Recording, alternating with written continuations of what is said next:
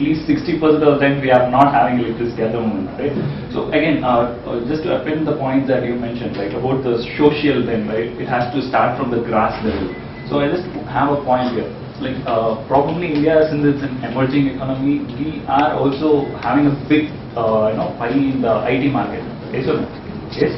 So I think focusing a little more on that is also equally important. Like talking to an end user and going as a social level rather than going to cyber cases. Like you asked, you probably said we should keep the cyber level to the next step, probably having the social level to the first, right? So just think for this. Like I lost my mobile phone today, right? I know that there's someone who flipped it, so it's lost. So just assume the big pie of IT market. There is one programmer who's sitting all his life, probably 6 years, and coding all the day, all the time. Probably has made 1 lakh or 1 million lines of code. Probably an attacker drops in, gets a copy of this, and goes off. The worst part is this guy doesn't even know that he was compromised and his data is lost because he also has a copy of it, right? So it's going to be such a valuable time that he loses, one. And obviously we all know that it takes 10 years for a person to make a fortune. But for him to go down, it hardly takes overnight, right? It hardly takes overnight.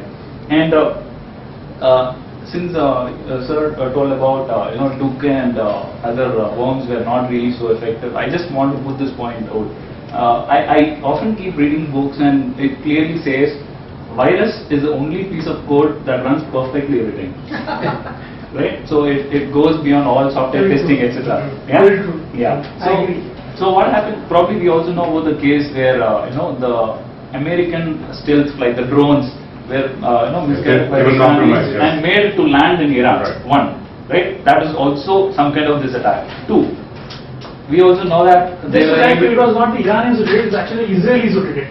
Okay, I'm not getting into details on that. So next to that, they were actually able to clone that particular drone itself. They now have the exact same drone made in Iran, right? So there are post effects, and also I just want to add up this.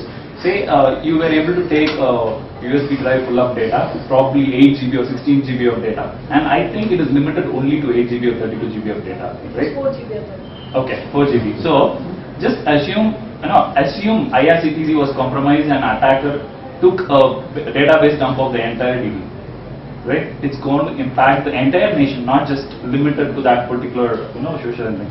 And we are talking about hardware like keyloggers and so on, right? I think it's going away beyond software, wherein mechanisms like antiviruses probably cannot even check a hardware keylogger, right? Probably this is where we probably need to give a little more education, right? I keep saying this. The only way to keep yourself secured is having 3 points in mind. Point number one, to become inquisitive.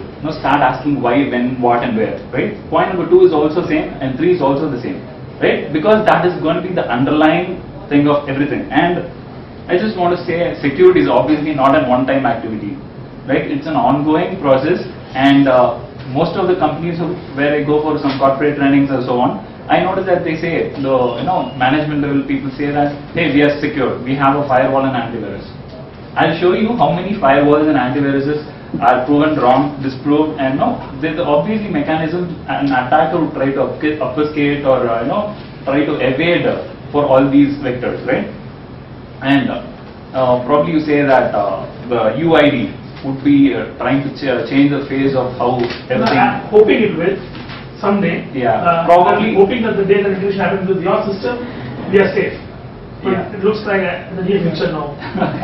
So probably we should also be prepared on seeing the other way. Like probably I can describe my hand this way and this way, right? So from an attacker's point of view as well as an administrative point of view, right? We'll have to see both vectors.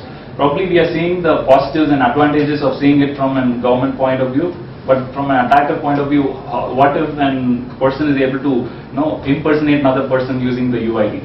What if he is able to tweak data on the UID? What if a passport's data is able to be changed, right? And obviously when we are talking about hardware, there are also devices like ATM skimmers and so on, right?